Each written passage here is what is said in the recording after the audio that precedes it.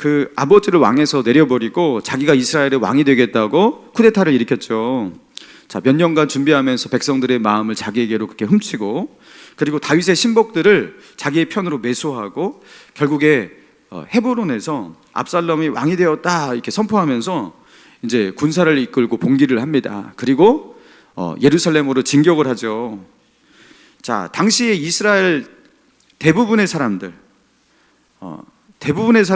압살롬을 지지했습니다. 놀랍게도 압살롬이 왕이 되는 것을 환영했습니다. 그리고 압살롬의 편에 서서 다윗과 싸우는 군사가 되기도 했습니다. 압살롬의 반역이 시작된 헤브론, 여러분 헤브론은 유다 지파의 가장 중심된 도시예요. 근데 그 헤브론에서 쿠데타를 일으켰다라는 것. 여러분, 다윗은 유대 지파 사람입니다.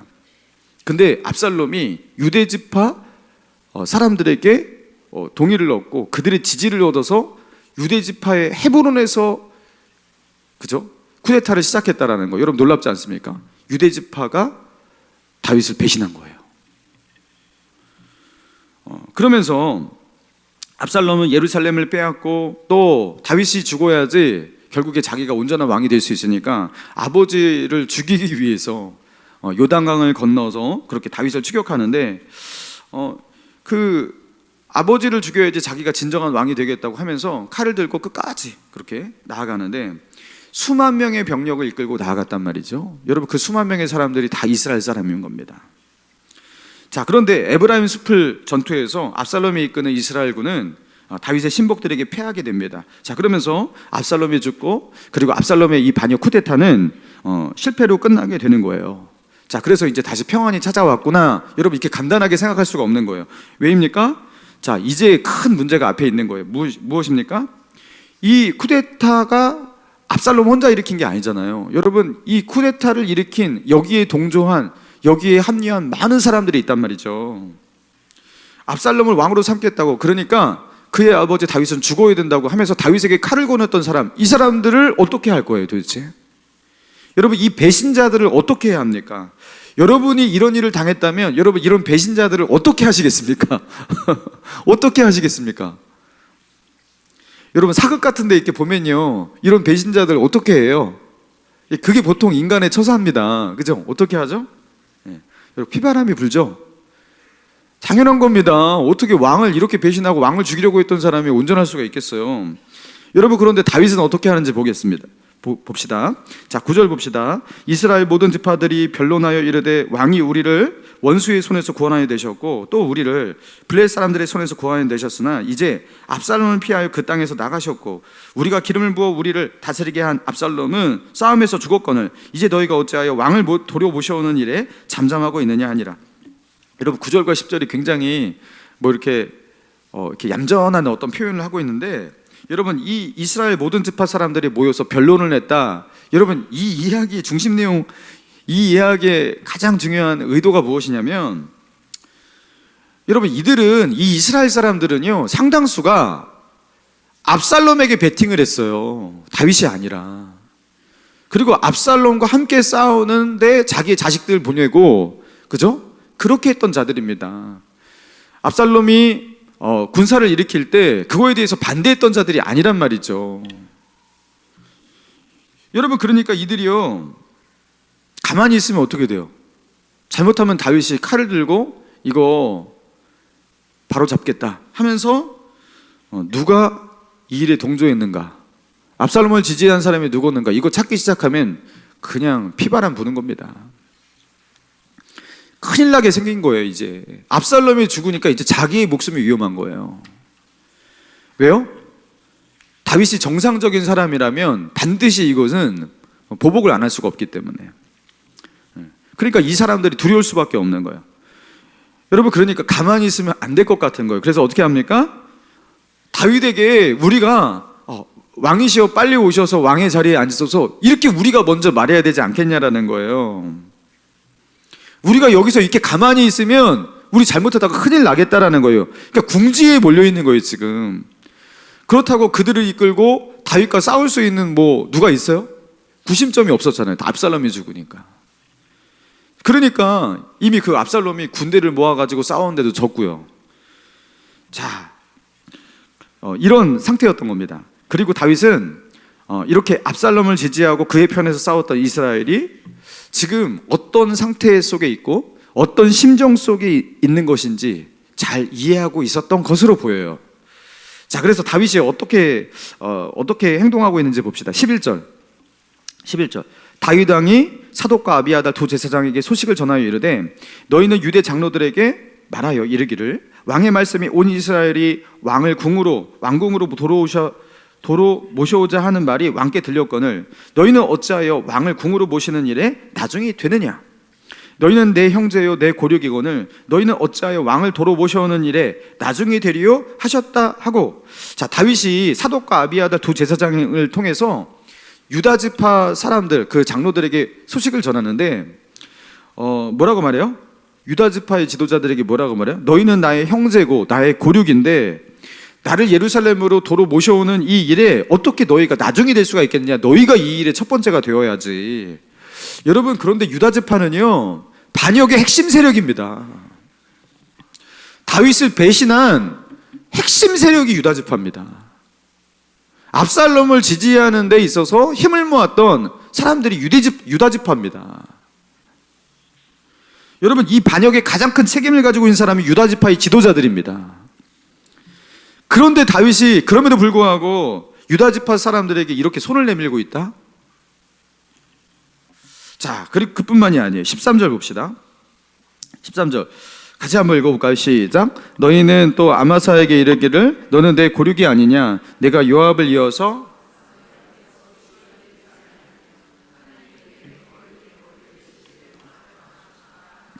여러분, 아마사는요 누구냐면 압살롬이 쿠데타를 일으켜서 이제 군대를 편성할 때 그 군대의 총사령관이에요.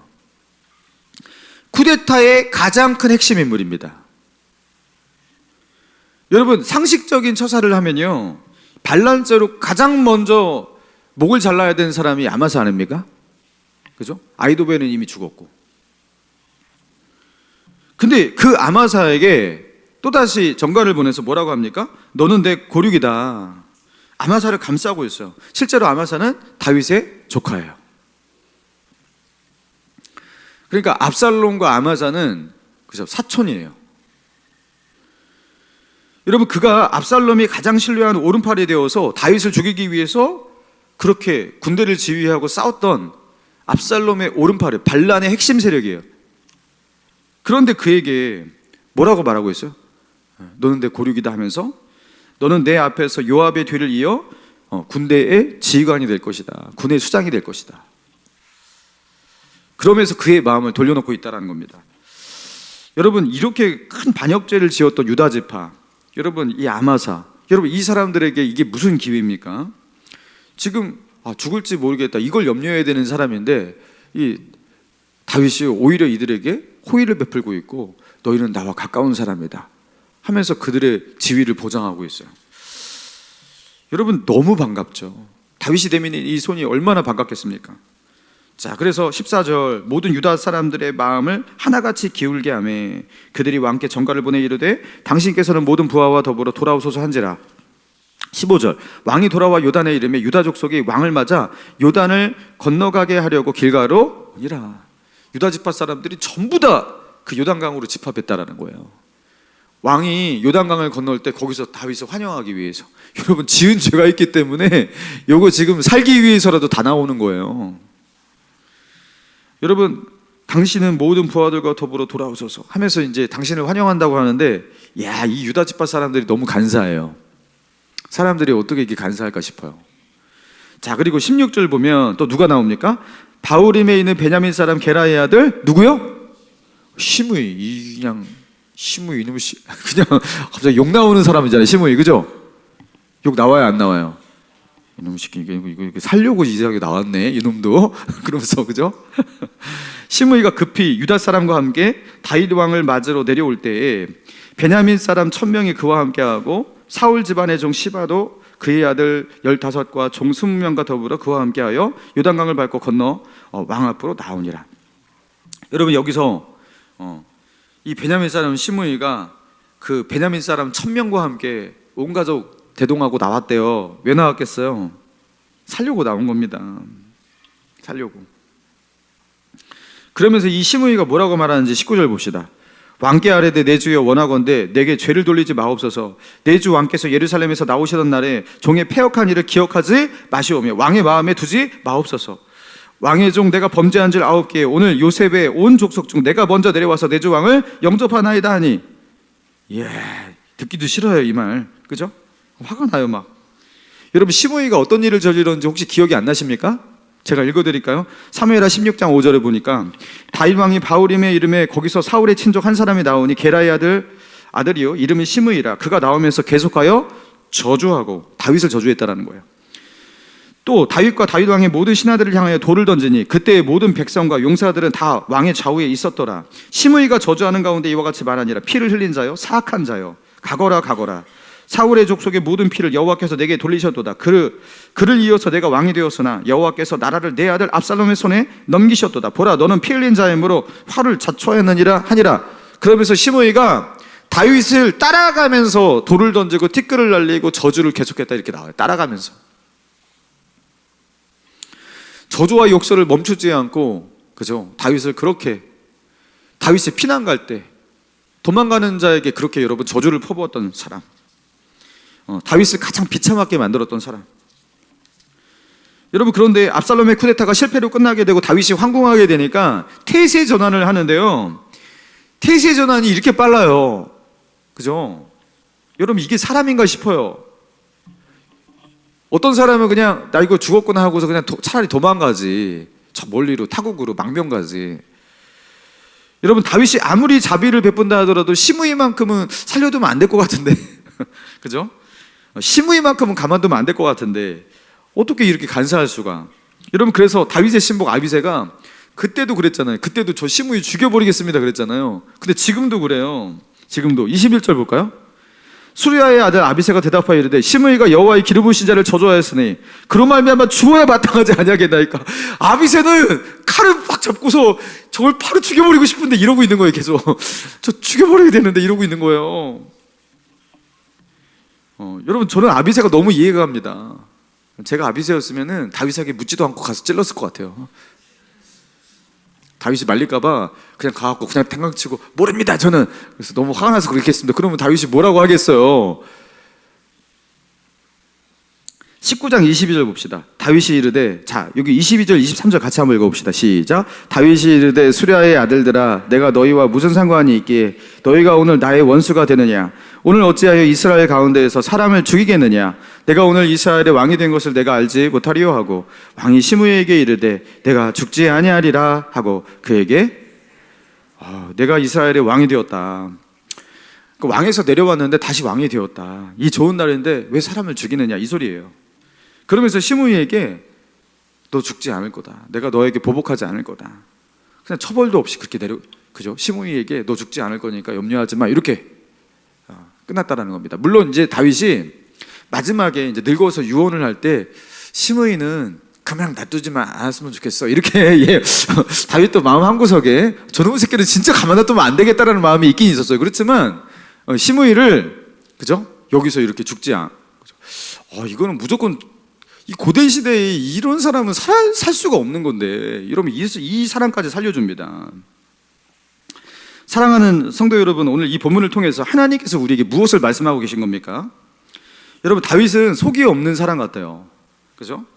뭐가 그렇게 속이 좋은지, 어떻게 이렇게 자신을 배신한 사람들에게 이렇게 손을 내밀 수가 있을까? 자신의 아들의 편을 들고 자기를 죽이겠다고, 다윗은 왕 그만하고 너는 죽으라고, 네 아들이 그냥 왕 됐으면 좋겠다고, 네 아들이 너보다 훨씬 낫다고. 여러분 이런 식으로 다윗을 한순간에 배신했던 유다 지파입니다. 그리고 그의 조카 아마사입니다. 그는 칼을 들고 다윗을 치려고 했던 자들입니다. 그리고 다윗을 피난 가고 있는 그 다윗을 쫓아오면서 저주를 퍼붓고 욕설을 냈던 시므이입니다. 여러분 그런 그들에게 어떻게 이렇게 대할 수가 있을까? 여러분 모두 다 처벌을 하지 않더라도 주요한 책임자 정도는 처벌해야 되는 거 아닙니까? 이 쿠데타에 대해서 큰 책임을 가지고 있는 사람들에게는 좀 칼을 들어야 되는 거 아니겠습니까? 그렇게 처벌과 징계가 있어야지 나라의 기강에 잡히지 않겠습니까? 여러분, 어떻게 이렇게 청산도 하지 않고 여러분 이런 식으로 넘어갈 수가 있을까? 여러분, 다윗은 화가 안 나는 거예요? 다윗은 이 사람들이 괘씸하게 느껴지지 않는 것입니까? 다윗은 상처를 안 받나요? 감정이 없나요? 티예요, 티? 티도 어떻게 티가 이럴 수가 있어? 그렇죠? 어떻게 이 쿠데타의 장본인들에게 이렇게 대할 수가 있을까? 시므이는 또 왜 가만 놔둬? 어떻게 이렇게 반응할 수 있을까? 전혀 정상적이지 않습니다. 이거는 여러분, 이건 절대 정상적인 반응이 아니에요. 다윗에게 어떠한 보복도 일어나지 않거든요. 분명히 사람이기 때문에 배신감을 느꼈을 것이고 그 마음 가운데 스크래치가 안 날 수가 없어요. 그런데 오늘 본문에서는 다윗이 왜 이렇게 행동했는지, 다윗이 무슨 마음으로, 무슨 논리를 가지고 그 마음 가운데 뭐가 있어서 이렇게 행동한 것인지 구체적으로 그 마음 안에 있었던 일을 말하고 있지는 않아요. 그러나 다윗의 이 행동이 분명히 놀라운 행동이고 예상 밖의 행동이었고 굉장히 충격적입니다. 그러면서 이 이야기를 여기 구체적으로 싣고 있는 거예요. 여러분, 이런 다윗의 행동을 우리는 어떻게 이해할 수 있을까요? 여러분, 이 사건을 이해하기 위해서 우리가 요셉을 떠올려 봤으면 좋겠어요. 여러분, 요셉이 형들에게 어떻게 됩니까? 배신을 당하잖아요. 그 형들의 안부를 확인하고 오라는 그 아버지 야곱의 그 아버지의 그 심부름을 받고서 이렇게 형들을 찾아갔는데 꿈꾸는 자가 오는도다 하면서 요셉을 죽이자고, 요셉을 죽이려고 했어요. 자기의 동생을. 그런데 죽이기는 좀 그러니까 아무리 그래도 동생인데 우리 손으로 죽이긴 그렇잖아. 그래가지고 어떻게 합니까? 미디안 상인들한테 돈 받고 팔아버렸어요. 노예로. 인신매매. 여러분, 그래가지고 애굽까지 팔려갑니다. 그래서 거기서 애굽의 시위대장 보디발의 집에 노예로 그렇게 살았던 거예요. 얼마나 고생을 많이 했겠습니까? 얼마나 그 어린 나이에. 여러분, 그 어린 나이에 그렇게 형들에게 배반당하고 그렇게 팔려가고, 여러분 그 상처가 얼마나 깊었겠습니까? 여러분, 이게 상상이 됩니까? 그리고 거기서 열심히 살아보겠다고 살았는데 보디발에게도 배신당하잖아요. 누명 쓰고서 또 감옥에 들어가요. 여러분, 그런 일을 겪을 때 여러분 이 상처가, 여러분 이게 씻어지는 상처가 되겠습니까, 이게? 여러분, 그런데 시간이 지나고 요셉이 나중에 여차여차해서 애굽의 총리가 되잖아요. 형들이 그 중동 땅에 임한 그 기근을 좀 피해가지고 그 양식을 얻기 위해서 애굽 땅은 곡식이 많다. 그래가지고 이제 애굽 땅에 찾아옵니다. 그 양식을 꾸기 위해서 찾아옵니다. 그때 형들의 얼굴을 요셉이 알아봤어요. 중간에 이야기 다 생략하고, 여러분, 형들이 아버지 야곱이 죽을 때 너무 두려워했어요. 분명히 요셉이 우리 가만두지 않을 거야. 우리가 했던 악한 일이 있었는데 우리를 가만두지 않을 거야. 그러면서 두려워했어요. 분명히 요셉이 우리 가만두지 않을 거야. 형들이 요셉의 보복을 두려워합니다. 그러니까 요셉이 형들에게 뭐라고 말했는지 아십니까? 자, 창세기 50장 19절인데요. 제가 읽어드릴게요. 요셉이 그들에게 이르되 두려워하지 마소서. 내가 하나님을 대신하리이까. 당신들은 나를 해하려 하였으나 하나님은 그것을 선으로 바꾸사 오늘과 같이 많은 백성의 생명을 구원하게 하시려 하셨나니 당신들은 두려워하지 마소서. 내가 당신들과 당신들의 자녀를 기르리이다 하고 그들을 간곡한 말로 위로하였더라. 여러분, 누가 누구를 위로하고 있어요? 요셉이 형들을. 여러분, 내가 하나님을 대신하리이까. 이게 무슨 말이죠? 내가 하나님을 대신하리이까. 이게 무슨 말이냐면요, 당신들이 나를 노예로 팔아 넘긴 것, 그래서 그 어린 나이에 내가 애굽의 노예로 그렇게 살게 되었던 것, 그래서 거기서 그렇게 살다가 여기 애굽에서 총리가 되었던 것, 그러면서 다가올 그 기근의 환란을 이렇게 준비할 수 있었던 것, 그래서 결국에 요셉을 통해서 이 야곱 가족도 살게 된 것, 이 모든 것들이 하나님께서 계획하신 일이었다라는 거예요. 하나님의 큰 그림 속에서 이런 일들이 일어난 것이라는 거예요. 하나님께서 이 일을 계획하시고 이루신 건데, 그 당신들의 악행조차도 하나님께서 이루시고자 하는 큰 어떤 선 가운데 한 부분이었는데, 내가 그거 가지고 뭘 보복을 하냐라는 거예요. 그러면서 그럴 일 없다고, 내가 오히려 당신들을 책임지겠다고, 당신들의 자녀들도 내가 책임지겠다고, 그러면서 그들을 위로합니다. 죄를 지은 사람은요, 불행하죠. 그리고 상대가 보복을 아무것도 안 하니까 더 마음이 쫄리죠. 그죠? 차라리 매 좀 맞았으면 좋겠는데, 그죠? 여러분, 다윗도 이런 개념을 가지고서 이 사건을 보고 있다고 저는 생각합니다. 내가 하나님을 대신하리이까. 지금 이 환란이 일어난 것, 여러분, 이 쿠데타가 일어난 것, 다윗은요, 이게 뭐 때문에 일어났는지 다윗은 알고 있는 거예요. 하나님께서 분명히 자기에게 말씀하셨거든요. 칼이 너희 집에 떠나지 않을 것이다 하면서 그 칼이 이 칼이었구나. 하나님께서 나에게 강력한 채찍을 내신다고 하셨는데 그 채찍이 바로 이것이었구나. 하나님께서 자신을 징계하고 심판하기 위해서 그 죄에 대한 징계로 이런 일을 지금 일으키시는데, 너희들이 저지른 그 악행, 너희들이 나를 배신한 거 그거 맞지만 하나님이 나를 징계하시기 위한 채찍이었다라는 거예요. 그거는 나의 죄에 대해서 하나님이 내리시는 징계고 저주였다라는 거예요.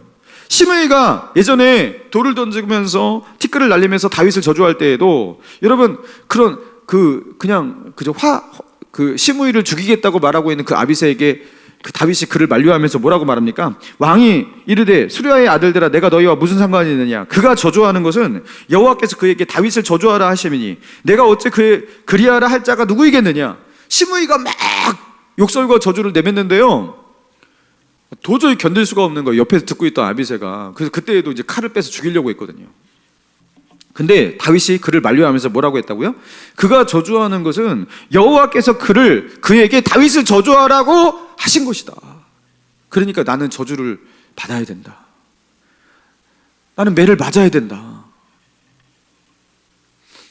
다윗은 이 모든 것이 하나님으로부터 시작되고 하나님의 징계였고, 그리고 하나님의 채찍으로, 여러분, 그렇게 해석하고 있는 거예요. 여러분, 다윗도 사람이니까 아무리 그렇다 하더라도 자신을 배신한 사람들이, 여러분, 자신의 버치고 자신의 신하고 자기의 지파, 자기의 혈육이고, 여러분, 얼마나 마음이 아팠겠어요. 상처가 안 될 수가 없죠. 마음이 아려오죠. 믿었던 사람들한테 이런 일을 당하면 여러분 어떤 마음을 들겠습니까? 여러분, 그런데 그 상처, 그 아픔으로 인해서 그는 무너지지는 않습니다. 무너지지 않습니다. 왜요? 이 모든 일들이 하나님의 손 안에서, 하나님의 주권 안에서 일어나는 일이라는 걸 알고 있기 때문에. 하나님은 빛만 창조하시는 분이 아니라 어둠도 창조하시는 분이거든요.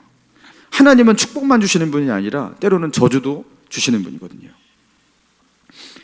아들에게 이런 배신을 당하고 자신에게 믿었던 사람들에게 이런 배신을 당했는데 어떻게 충격이 없겠어요? 배신의 아픔, 상처, 그죠? 있죠. 근데 그것 때문에 무너지지는 않아요. 큰 상처 있죠. 근데 그 큰 상처가 그를 절대로 무너뜨리지 못해요. 왜요? 이 모든 일이 일어난 그 배경, 다윗은 알고 있거든요. 하나님의 채찍이다. 그래서 나는 이거 당해야 된다.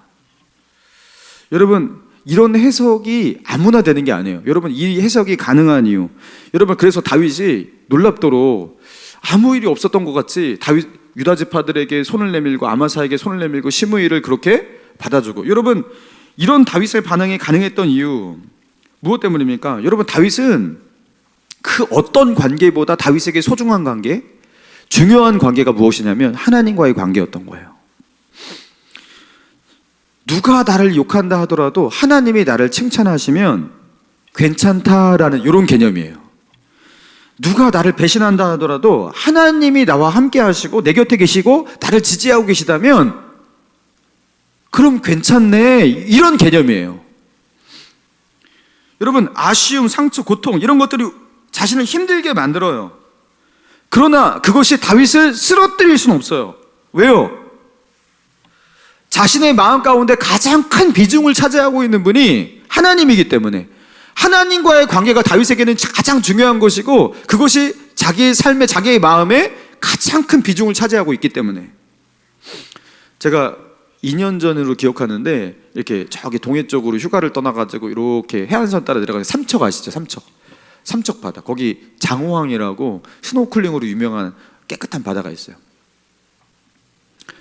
거기 가가지고 아이들하고 이제 뭐 거기서 튜브 타고 막 이렇게 막 노는데, 거기에 그 바위가 굉장히 날카로운데, 거기서 이렇게 미끄러져가지고 제가 넘어지는데, 이렇게 손을 짚으는데 딱 바위를 쳤는데 바위가 엄청 날카로운 거예요. 현무암 바위 같이. 그러면서 손가락 이게 오른쪽 검지가 좀 많이 찢어졌어요. 그때 피가 엄청 나더라고요. 피가 막 그냥 멈추질 않아요. 너무 이제 깊이 상처가 나가지고. 그래갖고 제가 어떻게 했는 줄 아십니까? 이제 더 이상 휴가를 지속할 수가 없고 막 다 철수하고 돌아오고 그렇게 했을 것 같아요. 거기 그 뭐지? 구급약품 이렇게 준비한 데 가갖고 붕대 칭칭 굴고 감고서 그냥 계속 놀았습니다. 그냥 계속 놀았어요. 근데 그때 그 상처가 작은 상처는 아니었던 것 같아요. 지금도 아파요. 이렇게 누르면. 지금도 아파요.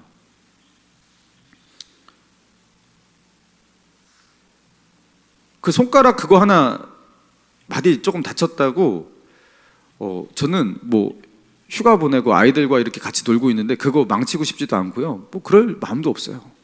아프네? 피가 많이 나네? 이렇게 하고 넘어가는 거예요.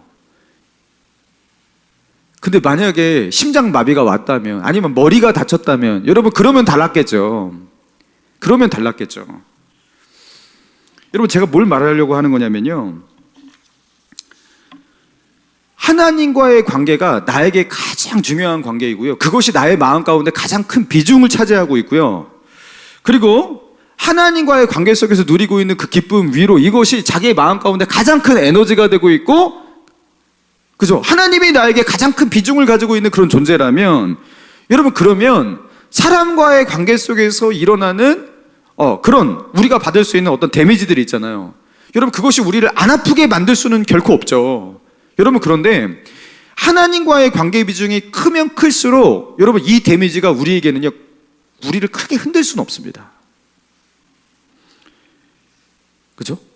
왜냐면 심장을 타격받은 게 아니기 때문에, 중요한 머리를 뭐 이렇게 다친 것이 아니기 때문에, 하나님과의 관계는 멀쩡하기 때문에, 여러분 그렇기 때문에 그 모든 것을 이기고 나갈 수가 있는 거예요. 아파요. 아파 하다 끝나는 거예요. 그냥 그러다가 조금 덜 아파지고 그러면서 끝나는 거예요. 그러면서 하던 일 계속하면서 나갈 수가 있는 거예요. 그게 다윗의 모습이 아닌가. 아니 이 사람들이 다윗을 이렇도록 배신했는데 그 배신감에 치를 떨면서 칼을 막 부르르 떨면서 부여잡고, 내가 한 놈 한 놈 내가 색출해야 되겠어. 나에게 칼을 들었던 놈들 니들을 내가 받아주나 봐라. 이러는 다윗이 아니라 마치 아무 일도 없었던 듯이. 그죠? 여러분 요셉이 그랬던 거 아니겠습니까? 요셉이 하나님과의 관계를 붙잡으니까요, 여러분 어떻게 그 마음 가운데 그 형들에 대해서 이렇게 받아주는 마음이 생겼을까? 평생을 고생했는데. 그죠? 여러분 정말로 중요한 통찰 아닙니까? 여러분 그래서 예수님은요, 자신을 배신하고 자신을 모른다고 3번이나 부인하고, 나는 예수님을 모른다, 정말로 그 나사렛 예수가 누군지 모른다, 그 사람은 하면서 그렇게 3번이나 부인하면서 그저 부인하고 도망가고 그랬던 이 베드로 있잖아요. 부활하시고 난 뒤에 베드로하고 이제 딱 만나가지고 1대1 대면할 때, 여러분 베드로한테 너 그때 나한테 모른다고 했지? 한 번이 아니던데? 그 3번? 그러면서 너 나한테 어떻게 그렇게 할 수가 있냐? 너 사람이냐? 이러면서 이런 거, 그죠? 너 나하고 함께 했던 세월들이 3년인데 너는 나를 3번 그렇게 한 번에 배신하는구나, 이러면서 넌 사람이 아니야, 네가 무슨 나의 제자야, 막 이러면서 이런 거 좀 이렇게 예수님께서 콕콕 좀 찌르고 이런 거라도 좀 이렇게 말을 해야 되는 거 아니겠습니까? 근데 예수님이 베드로한테 처음 건네신 말이 뭐예요? 네가 이 모든 사람들보다 나를 더 사랑하느냐, 나를 사랑하느냐, 이거 3번 물으셨잖아요. 그러니까 베드로가 내가 주님을 사랑하는 줄을 주님이 아십니다, 이거 이렇게 대답을 3번 하잖아요. 그러니까 예수님께서 베드로에게 뭐라고 말씀하시죠? 내 양을 처음에 먹이라. 내 양을 치라. 내 양을 먹이라. 여러분, 예수님은요 베드로에게 뭐 물어보시냐면요, 나를 사랑하느냐 물어보셔요. 그리고 사랑한다고 하니까 갑자기 내 양을 먹이래요. 내 양을 치래요. 여러분, 베드로가 앞으로 선교의 사역 가운데, 그의 목양 사역과 영혼 사역 가운데 수많은 어려움들을 겪을 거예요. 여러분, 양들, 그죠? 영혼들을 사랑하면서 엄청난 배신 많이 당합니다. 그럴 거예요. 그렇게 돼 있어요. 근데 그것들을 견딜 수 있는 힘이 어디서 나오는지 아십니까? 네가 나를 사랑하느냐, 여기에 있다는 겁니다. 그러면은 너는 양을 먹일 수 있고 양을 칠 수 있다는 거예요. 네가 나를 사랑하느냐. 예수님은요, 너는 양들을 사랑하느냐 묻지 않으셨어요.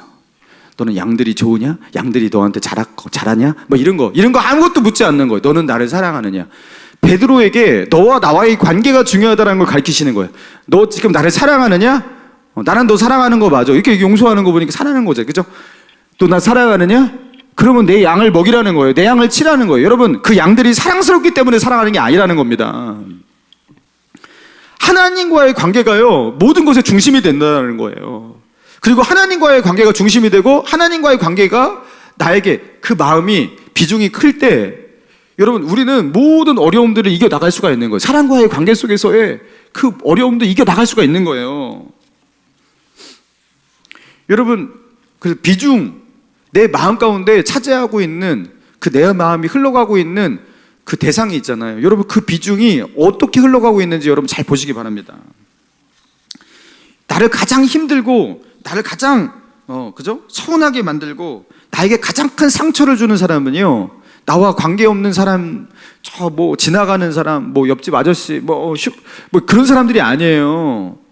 나에게 깊은 상처를 주는 사람, 뭐 직장 상사? 여러분, 직장 상사가 나한테 깊은 상처를 줄 수 있습니까? 기분 나쁘게 할 수 있죠. 깊은 상처는 못 줘요. 왜냐하면 그런 관계가 아니기 때문에. 마음속 깊이 직장 상사를 너무나 사랑하고 막 그런 게 아니라면 상처는 다 누구한테 받아요? 마음을 준 사람한테 받는 거예요. 마음을 준 사람, 깊이 마음을 준 사람. 그래서 부모한테 상처받아요.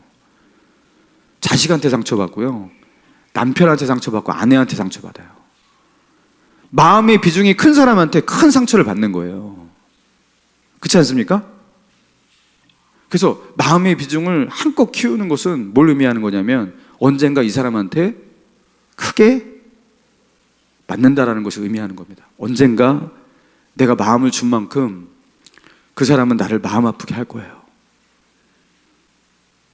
그렇지 않겠습니까? 그리고 이제 제 아내는 맨날 저 때문에 막 서운해해요. 저는 안 서운한데 왜 자꾸 서운해요? 뭘 서운해 자꾸. 뭐 마음을 줘서 그랬겠죠. 여러분, 하나님 앞에 마음을 빼앗기고 하나님 앞에 하나님과의 관계의 마음의 비중이 커지면요, 이 사람한테 받는 이 상처, 아픔, 충격, 배신감, 여러분, 이게 여러분의 삶을, 여러분의 마음을 무너뜨릴 수는 없습니다. 좀 괴롭게는 할 수 있죠. 무너뜨릴 수는 없습니다. 사람이 아무리 좋더라도 여러분, 사람에 대한 기대감 적당히 가지셔야 되는 거예요. 적당히. 우리가 진정 기대할 수 있는 분, 신뢰할 수 있는 분, 의지해야 하는 분, 그래서 내 마음 가운데 가장 큰 비중을 차지해야 되는 분, 그래서 비중이 커져야 되는 분이 아니라 예수님은, 하나님 말씀하셨어요. 내 마음을 다하여, 그죠?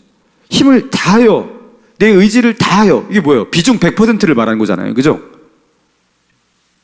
하나님을 그렇게 사랑하래요. 그래야지 우리가 안전해진대요. 할렐루야. 여러분, 우리가 세상의 마음을 빼앗기면 세상에게 배신을 당합니다. 사람에게 마음을 빼앗기잖아요. 사람에게 배신을 당합니다. 결국 그런 일을 겪게 될 거예요. 그러니까 너희 그렇게 하지 말아라. 너희가 믿고 의지할 수 있는 분, 신뢰할 수 있는 분은 너희를 창조하신, 너희를 끝까지 사랑할 수 있고 책임질 수 있는 분, 단 한 분, 하늘의 하나님밖에 없다라는 거예요. 여러분, 하나님과의 관계가 나에게 가장 중요한 관계가 되고 거기에 마음을 쏟으시기 바랍니다. 할렐루야. 하나님이 내 마음 가운데 차지하는 비중이 작잖아요. 그리스도인들도 막 좌절합니다. 실망감이 굉장히 커져요. 그리고 알아요.